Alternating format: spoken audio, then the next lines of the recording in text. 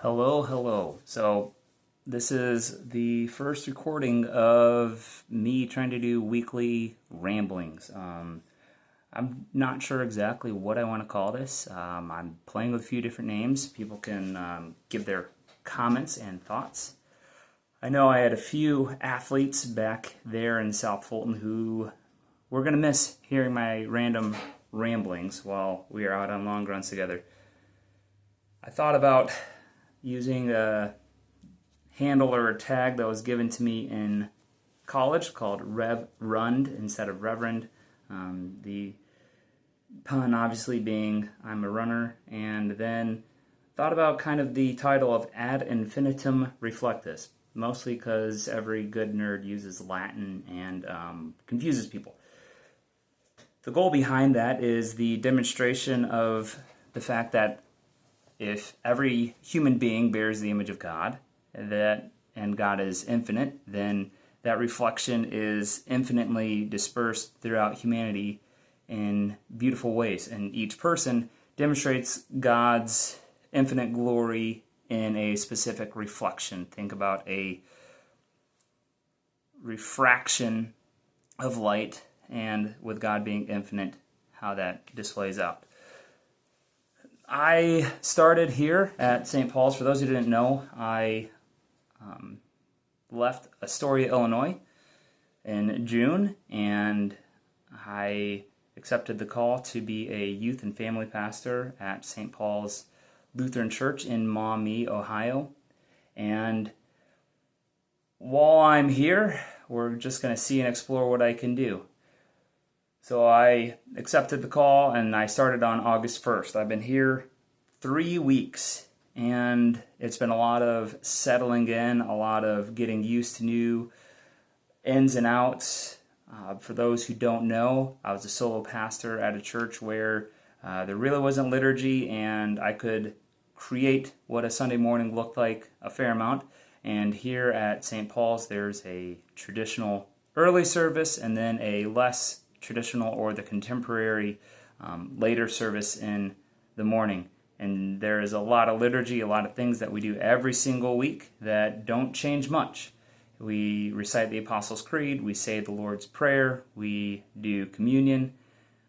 So that's just a general difference. But I know I'm going to try to extract the audio on this so my runner athletes can listen to it instead of doing the YouTube video. But I'm just going to do a quick panorama of my office with my phone. Hopefully this doesn't discombobulate everyone and give you motion sickness. But I have about 80 feet of shelf space that I'm using, maybe 90, and I still have a couple of boxes of theology journals that have not been unpacked. So I'm actually going to be moving across the hall to a different office space where I can have a different arrangement of shelves and can maybe have a couch that people can come sit on whenever they visit. But I know some people are very interested in this, so let me just show you. Got that shelf where I have 2 layers of books, and then I have more down low. We have that shelf of 3, and then you go across. You can just see a lot of boxes still. I'm trying to figure out what do I recycle, what do I keep, and you'll see some memorabilia from the ages that is here. Now, why do I show you all those books? Well, mostly since if you've been a friend of mine since college, you've maybe helped me move some boxes of books, and you're just glad to see that they're no longer in a box. But it's interesting. I had told people I have a lot of books, and there's going to be a lot of boxes, and people underestimated how many boxes of books it'd be. I think it's about 40 boxes of books.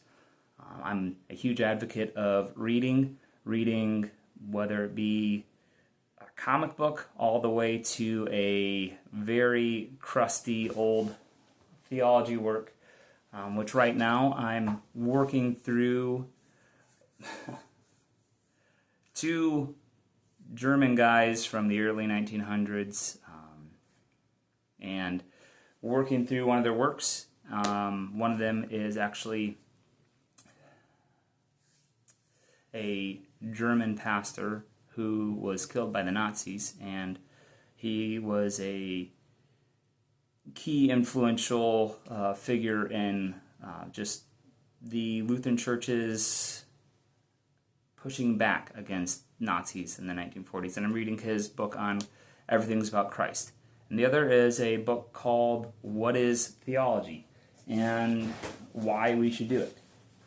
Now, obviously, I'm super well prepared, so I have neither of those books ready to show you. And one is Boltmann, and no, one is not Boltmann. That's another one that's on the shelf. I'll eventually read that. The other one is Why Should We Do Theology? And both of those books are at the house. And the Dietrich Bonhoeffer, for those who are wondering who I'd say was the author who was the German pastor who was killed. So anyhow, I'm getting settled in here, and I'm trying to think through what to do for the next few weeks. We are going to be starting up a Sunday school class in 1 month, and during the Sunday school hour, the high schoolers and the junior hires are going to be going through catechism.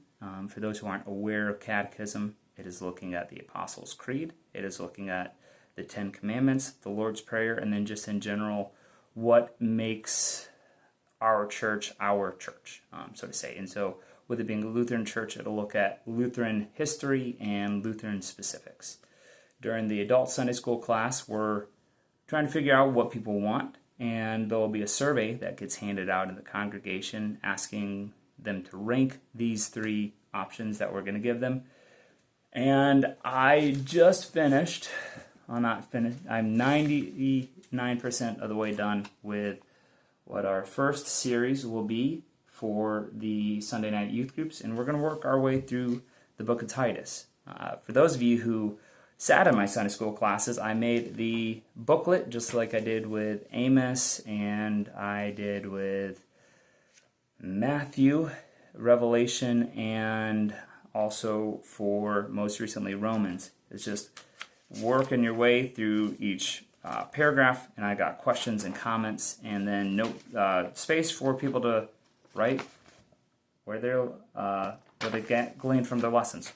What I did different with this one is I actually translated Titus from the Greek and tried to, make it applicable to the mind of someone right now. And so let me read a little bit and you'll get into my brain. Titus 1:5-9, this is how I translated it. Paul says, "This reason I left you in Crete, that you would fill in the gaps where they are lacking and establish in every city elders, as I spelled out for you. A one-woman man, children having faith, not accused of being extra or bougie, for if an elder is supposed to be above the fray, to be managing God's household, not a maverick, not with their own agenda, short-tempered, not addicted to alcohol, not hostile and a swindler, but a person with an open-door policy, a lover of good, level-headed, holy, righteous, able to have controlled power, one who holds tight to consistent, faithful teaching of word, in order that he is able to both bind the weary soul with sound teaching and also expose that which contradicts truth." So if you were following along, which I highly doubt anyone was, in a different translation, something more like the New American Standard or the ESV, it would read very differently. You'll notice I used some modern terms, but hopefully the meaning of the passage sticks out better for the youth group. But I don't know what else to ramble about. Usually on runs, people control conversations a lot more than me. But I guess I do have one little story to end with. On Tuesday, I was running with a guy who was about 13 years older than me, and he was had some pretty impressive college stats, and we were out running, and I don't know if anybody who's not a runner has ever had this experience. So when runners get running together and they talk about running, we do the opposite of what is smart, and we start speeding up because we get excited because it's just fun. We're talking about what happened, and this guy was talking about how he won the 10K conference championship whenever he was in college. And so he's talking, and I'm excited. And since he's talking, I was like, all right, well, if he can keep talking, then, whatever pace we're going is fine. And we just start going faster and faster and faster. And then it turns out he wasn't wanting to go faster, and I was doing the infamous half-stepping, where you were a half step in front of the other person, and whenever you're trying to equalize pace with the other person, and instead of actually going the same pace, you start going too hard, and what goes from an easy run becomes a hard run. What was supposed to be a light run became a workout. So I didn't realize until later that I was half-stepping them. All that to say, so often in life we might accidentally be a half step in front of someone and taking them beyond what they're comfortable with, or we're unaware of the circumstances.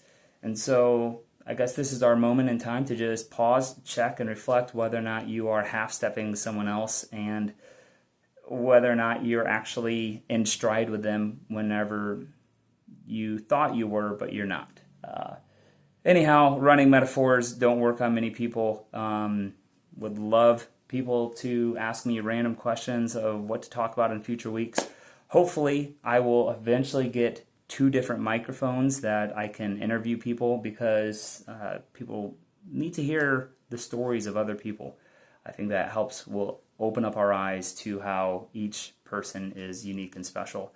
And hopefully I can get David, the other pastor here, on. He's got a whole lot more life experiences than me, a whole lot more worthwhile to listen to. And for those who are watching the video, I am representing the 1 year that I got to coach basketball. Hopefully some of my athletes who are now nearing 30 years old, oh, that was a long time ago, hopefully they're catching this podcast and know that I think frequently about how amazing it was to coach just a fun group of athletes, that 7th grade Centerville boys basketball team back in the day. So thanks for listening. Sorry for rambling, but as always, that's what this podcast is going to be about. Bye.